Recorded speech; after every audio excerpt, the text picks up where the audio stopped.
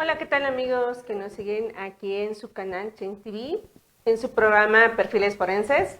El día de hoy le doy la cordial bienvenida a nombre de la maestra Karina Aguilar Parra y su servidora, la maestra Lorena Hernández. Hoy tenemos un gran invitado, con nosotros está la presencia del doctor Miguel Antonio Gutiérrez Huereca, ¿sí? Quien cuenta con un doctorado en Derecho, certificado como docente CETEC, curso introductorio en formación y formadores de técnicas básicas para litigio oral y penal. También cuenta con varios diplomados, acreditaciones y certificaciones. Actualmente cuenta con el puesto actual de director de la maestría en el sistema acusatorio por el Instituto Universitario de Estudios Jurídicos. También actualmente miembro del Consejo Editorial de la revista especializada en materia aduanal, Estrategia Aduanera. ¿Sí? Pues le damos la cordial bienvenida, doctor. Un gusto saludarlo y tenerlo aquí con nosotros. Gracias, mucho gusto por la invitación. Sí, hoy vamos a desarrollar un tema bastante importante para que nuestros televidentes lo puedan conocer, que son las obligaciones de los defensores en el sistema penal. Así es. Díganos, doctor, ¿cuáles son esas obligaciones? Porque de pronto, consideramos que sabemos nosotros dentro del área en la que nosotros profesionalmente nos desarrollamos, pero nuestros televidentes son también personas que son cultas y desean ampliar también su acervo, ¿no? Claro. Bueno, vamos a hablar en esta ocasión de esta figura que son los defensores, ya sea públicos, porque como todos sabemos existen instituciones de la Defensoría Pública, ya sea a nivel federal o a nivel local. El Código Nacional de Procedimientos Penales, que tiene aplicación en toda la República Mexicana, va marcando más o menos en el artículo 117 y algunos dispositivos previos también, pues habla sobre las obligaciones del Ministerio Público, habla de del asesor victimal. Bueno, del asesor no hay como uno tan expreso, pero sí habla de las obligaciones pues, de los jueces, de los ministerios públicos, de la policía. Y en este sentido, lo que cabe decir es que, por ejemplo, en el caso de los defensores, el artículo 117 tiene varias fracciones, si no recuerdo mal, creo que son 17, en donde se va haciendo una descripción muy clara de qué es lo que se tiene que ir haciendo, de acuerdo, pues, según el estudio que yo he percibido de este dispositivo, es que va avanzando como desde la etapa de investigación hasta la etapa incluso, pues, del amparo, ¿no? Entonces, es muy importante hablar de este tema, porque en la academia y en los foros creo que poco se trata. Y entonces vivimos en una época en la que es necesario concientizar y dignificar precisamente esta hermosa profesión que tenemos los abogados. Entonces, por ello es que cuando me preguntaban, bueno, ¿y de qué tema me gustaría platicar? Pues me gustaría platicar de esto, porque me gustaría dejar un mensaje que fuera útil, que fuera generador de conciencia, principalmente en las nuevas generaciones que vienen y que gustan o que tienen un interés por el derecho penal, y de pronto siento que hace falta un poco más de rigor y de seriedad. No sé usted qué opine en este sentido. Claro que sí, de pronto lo considero igual que usted, estimado doctor, que de pronto consideramos que no es tan relevante el tema del trabajo de un defensor de oficio. O que de pronto consideramos que, como es un defensor de oficio, tiene incluso mucho más obligaciones, ¿sí? Por estar, por así decirlo, bueno, no es así decirlo, sino está sirviendo como servidor a un Estado, ¿no? A una sociedad. Y de pronto esas obligaciones repercuten también en el peso jurídico para ellos mismos, ¿no es así?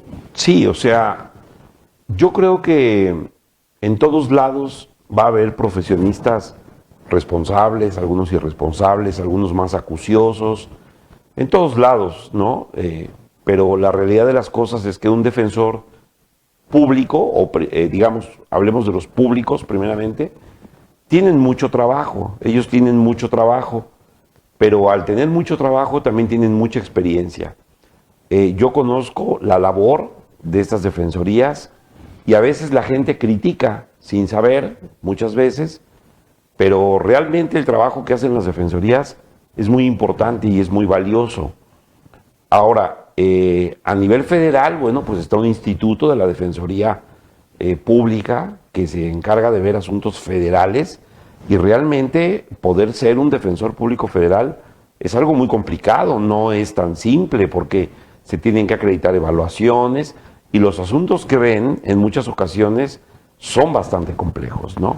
Lo que sí podríamos pensar en algún punto es que derivado de esas cargas laborales que tienen los compañeros, los colegas, pues caen en mucho estrés, ¿no? También ellos caen en situaciones de crisis. Usted como psicóloga podrá entenderlo mejor y decirlo de una mejor manera de tanta presión que tienen, ¿no? Claro. Pero muchos de ellos, la mayoría creo que son muy conocedores de esto que hablamos.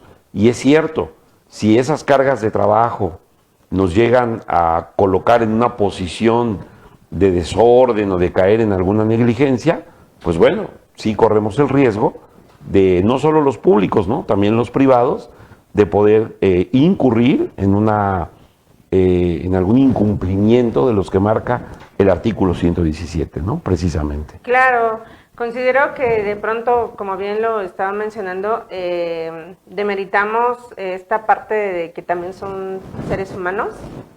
Y como bien lo acaba de decir el estimado doctor, pues la sobrecarga de trabajo siempre es imposible de resolver. Así es. Imposible. De pronto he escuchado, he considerado que como ciudadanos somos demasiado exigentes para la procuración de la justicia, pero a veces también qué tanto ayudamos en la etapa de investigación, qué tanto aportamos simplemente a las entrevistas, y tampoco no debemos de obstaculizar este tema de la investigación porque es un parteaguas para que se vaya desarrollando plenamente las secuencias de cada una de las audiencias. Sí, mire, yo creo que hoy día un defensor que tenga permítame usar la palabra, el atrevimiento de tomar un caso, tiene que tener conocimientos mínimos de derecho penal, por supuesto, derecho procesal penal, tiene que saber derechos humanos, tiene que tener conocimiento de derecho convencional, tiene que saber técnicas de litigación, tiene que conocer los diferentes medios alternos de solución de conflictos que se pueden dar durante, ¿no? Acuerdo reparatorio, ya sea terminación anticipada o lo que sea, ¿no? Puede ser procedimiento abreviado, suspensión condicional del proceso, todas las posibilidades que hay. Tiene que tener un conocimiento de razonamiento probatorio. Entonces, estamos hablando de 6 o 7 ramas, ¿sí?, o disciplinas que necesariamente tiene que manejar un defensor. Y de eso estamos hablando de lo más, desde mi punto de vista, básico o fundamental, en lo que tiene que tener un estándar competente para poderse desempeñar correctamente en una defensa adecuada. Ahora, cuando hablamos, por ejemplo, de la entrevista que usted menciona, si hablamos de un médico, si hablamos de un psicólogo, si hablamos de cualquier profesionista, tiene que manejar la técnica de la entrevista, o sea, como una herramienta metodológica. Tiene que saber documentar esas entrevistas, tiene que saber procesarlas, ¿no? Entonces, el asunto está si verdaderamente los abogados tenemos ese proceso bien arraigado y bien desarrollado en nuestro entorno profesional. Yo respetuosamente creo que nos hace falta mucha labor en esta parte de poder hacer entrevistas que tengan como propósito la sustracción de la información que necesitamos. En muchas ocasiones los colegas, algunos de ellos quizá falta experiencia, quizá falta un poco de metodología, pero creo que la fracción primera de este artículo 117 dice entrevistarse con el imputado para conocer la versión de los hechos, ¿no? ¿Por qué? Claro. Porque yo de eso es de lo que lo voy a defender, de eso es de donde yo le voy a dar mi consulta, de lo que él me diga, ¿verdad? Entonces, no sé usted cómo mire esta cuestión de la entrevista, usted como especialista, ¿no?, en psicología, ¿qué opinión le merece también a usted, por ejemplo, esta parte? Sí, claro, el dominio de la técnica de la entrevista, primero debemos de conocer los tipos de entrevista, cómo podemos incluso llevar a cabo una entrevista. No es lo mismo entrevistar a una persona adulta que a una persona, a un niño adolescente, ¿no? Un NNA. Obviamente, si es un NNA, tenemos que hacer una videograbación. Y en la situación de los adultos, pues como bien dice acá el doctor, tenemos que hacer una transcripción exacta. Y aquí hay algo muy fundamental que ha surgido precisamente para poder hacer una verdadera entrevista. ¿Qué pasaría si se da cuenta que su imputado, por ejemplo, tenga una lengua hablante? Por ejemplo, indígena, zapoteca, náhuatl, mixteca. Ya ven que nuestro México es culturalmente lingüístico en este tema y tenemos amplios, ¿no? Entonces, ¿qué pasaría ahí? Necesitamos un intérprete. totalmente. Un intérprete traductor, ¿sí? Ojo, un intérprete, no estamos hablando de que tenga que interpretar el derecho, ¿verdad? Sí, sí, en cuanto a poder descifrar, ¿no?, el lenguaje, el dialecto del que nos esté hablando. Hoy, precisamente, el gobierno, me parece atinadamente, existe una cuestión, digamos, de disposiciones y de una tendencia a la interculturalidad dentro de lo que es la justicia y dentro de lo que son las políticas de gobierno. Ya vemos ahora cómo está integrada precisamente la Corte de nuestro país, el propio presidente, ¿no?, de la Corte, en donde, bueno, se le está dando un énfasis precisamente a esta justicia intercultural para poder llevar precisamente a las personas, a los pueblos, a las comunidades, pues la justicia, ¿verdad?, que es tan necesaria. Y para ello, precisamente necesitamos tener esta cultura, los abogados. ¿Por qué? Porque no solo es el que yo escuche, digamos, y entienda lo que el dialecto o lo que me están diciendo, sino que hay todo un metalenguaje, ¿no?, que está atrás en esa persona, que tiene que ver con sus costumbres, con su forma de pensar, con muchas otras cosas que, pues, la verdad, no estamos, creo yo, preparados, muchos de nosotros, para este reto que implica el ir, por ejemplo, a una comunidad y defender y causas que jamás en nuestra vida nos han puesto, como temas del agua, que son despojados del agua, o de alguna mina, o de cuestiones elementales que tienen que ver por la propia territorialidad, ¿no?, de cuestiones geográficas. Entonces, llevar a cabo esta entrevista resulta fundamental no solo para el entendimiento de lo que dice el cliente, sino porque también el abogado, a pesar de que tiene que hacer su mejor trabajo, también los abogados sabemos que el cliente, pues a veces se puede volver quien nos demande, ¿no?, o quien nos denuncie, si nosotros no tenemos un proceso ordenado, como hago el símil yo, por ejemplo, de un médico que tiene que llevar un expediente clínico, por ejemplo, y que incluso hay una norma oficial que lo regula. De pronto, cuando uno ve el trabajo de los colegas, yo siempre les digo, ya desde que uno mira el archivo, por ejemplo, en un despacho, uno se da cuenta, ¿no? Sí. Ahora, con todo el tema digital, bueno, pues ya tenemos plataformas que nos ayudan a gestionar estas cuestiones, pero que al final nos llevan digamos, al cumplimiento de las obligaciones que nos implica gestionar cada caso desde que tenemos la entrevista inicial hasta que vamos a entregar el asunto y que todo esté precisamente documentado en un expediente de forma correcta, ya sea obviamente toda la información que nos den nuestros clientes, las pruebas, en fin, tanto como lo que haya dentro de los juzgados, ¿no? Sí, claro.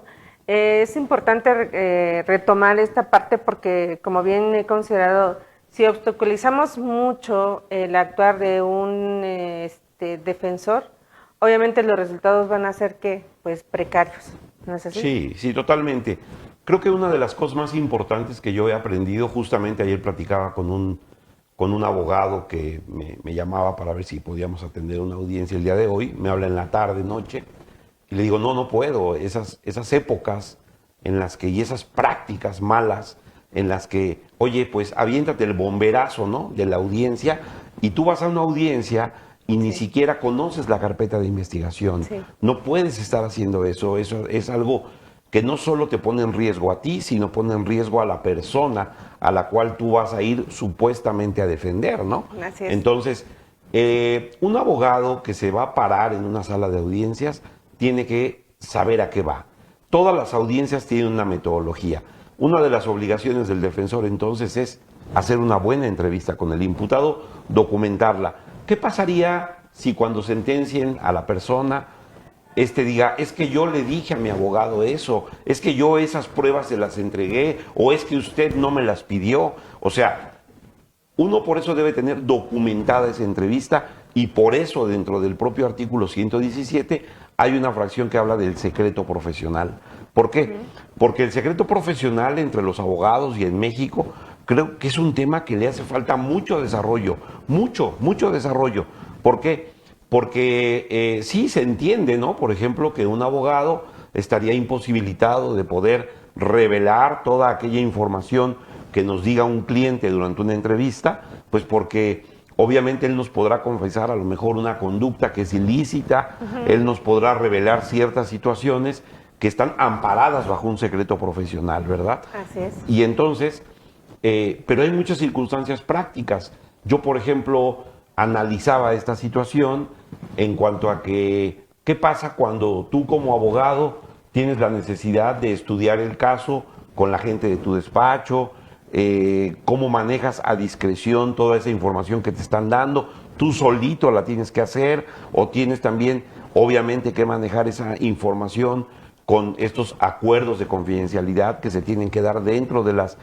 ¿Cuál sería el alcance en un punto dado si una autoridad viniera y a lo mejor a mí no, pero a la gente que trabaja conmigo les estuviera pidiendo información? O sea, hay muchas cosas que se tienen que regular dentro de lo que es el secreto profesional, y los abogados estamos obligados a cuidar y a respetar ese secreto profesional. Pero lo que no sabemos en muchas ocasiones es en dónde empieza y dónde termina y cómo se protege. Creo que ahí nos hace falta desarrollo teórico, dogmático en ese sentido, y a lo mejor irnos a las experiencias comparadas, ¿no? de otros países para poderlo aplicar, ¿no?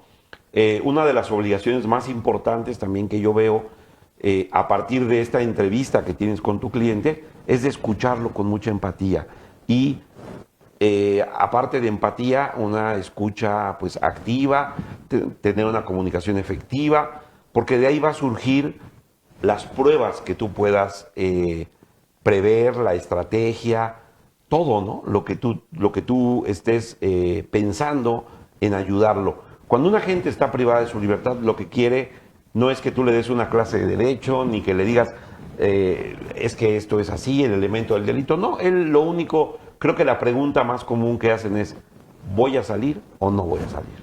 Exacto, y de pronto también se vuelve una pregunta pues bastante complicada, ¿no? Digo, desde mi ámbito profesional, yo pues podría describir un pronóstico reservado, pero ustedes, ¿cómo lo atienen ahí precisamente para no controversiar y no generarle angustia también al imputado?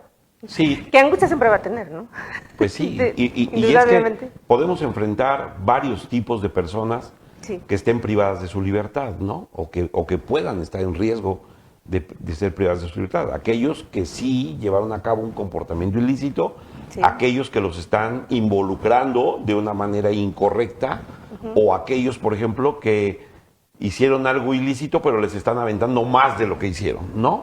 Entonces, los perfiles son diferentes, ¿no? Los perfiles son diferentes, y entonces ahí el defensor, creo que debe de haber mucha intuición, debe haber mucha intuición en un defensor.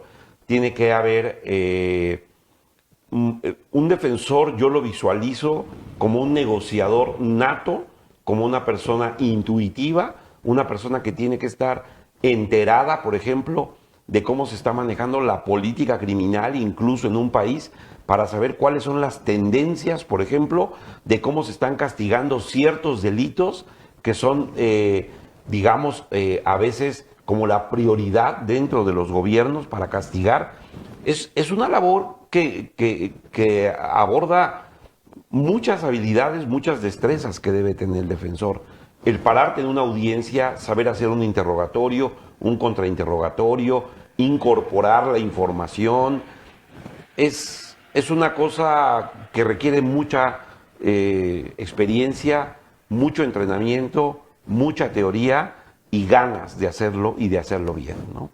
Claro, precisamente el desarrollar ese trabajo, lo hemos mencionado, no es fácil. La carga laboral no es fácil, incluso dentro de la práctica de los horarios. A veces los traslados que tienen que realizar para hacer esos temas de investigación, para recabar toda y cada uno de los documentos que ellos también solicitan, ¿sí? Vuelvo a recalcar, existen muchos obstáculos simplemente con el pedir un expediente, tal vez a una institución como el IMSS, ISSSTE, ¿sí? También genera los gastos de traslado, los gastos de desgaste de ir y ven mañana, porque no crean que porque es un abogado se va a presentar inmediatamente en la institución, tiene que, ¿no?, hacer la respuesta inmediata, ¿verdad? No, es realmente un abogado penalista tiene que ser un investigador, Exacto. Tiene que saber investigar, tanto en campo como desde el punto de vista de una investigación de escritorio, digital, en medios, estudiar, ¿no? Estudiar técnicamente el caso. Algo que pienso que es fundamental en un abogado también es desarrollar un pensamiento lógico.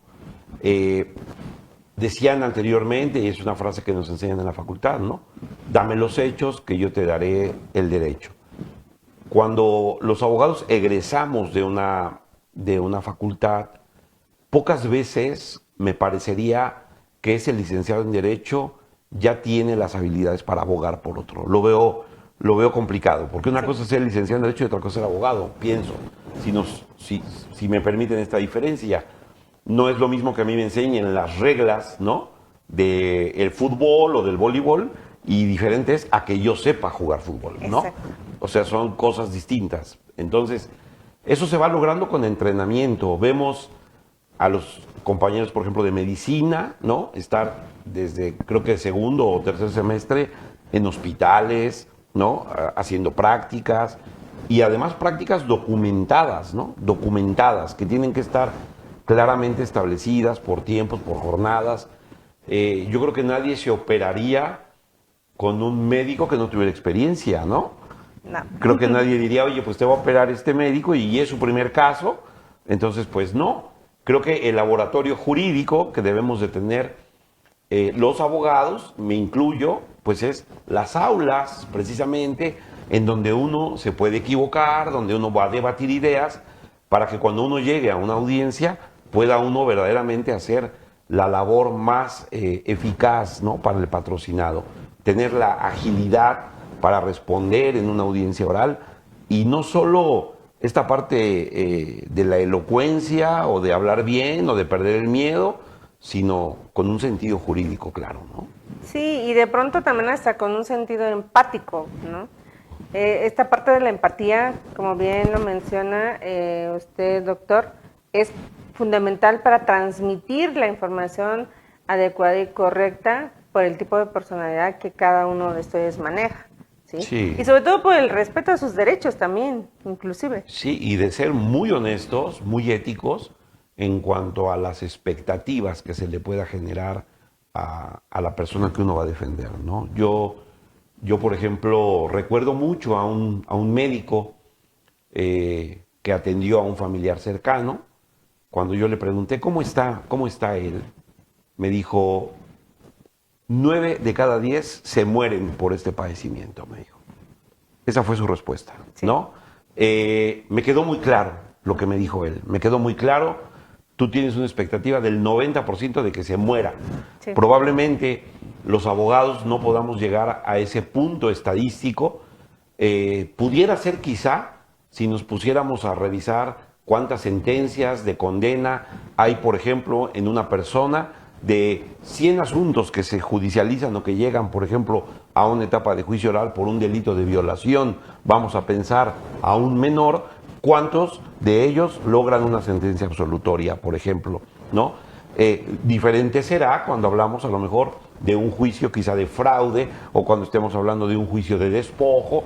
Obviamente, por cantidad y calidad, obviamente, el hacer una expectativa probabilística traería muchas variables, lo entiendo, pero creo que sí estamos obligados como abogados a ser lo más serios posibles y poder dejar claramente establecido en esas entrevistas y en esos compromisos con la familia también en cuanto a qué se puede esperar, pero más allá de aquellas frases clásicas como de pues está para trabajarse, ¿no?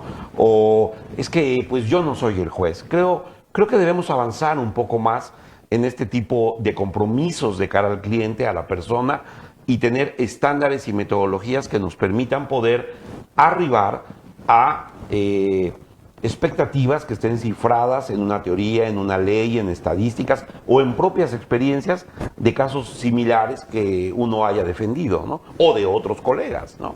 Sí, sí, claro, ahí es donde radica la verdadera empatía, incluso dentro de la misma ética que cada profesional debe de amparar, ¿no? Así es, sí, es la ética, parecería de pronto que uno habla de ética y no habla de nada, ¿no? Sí.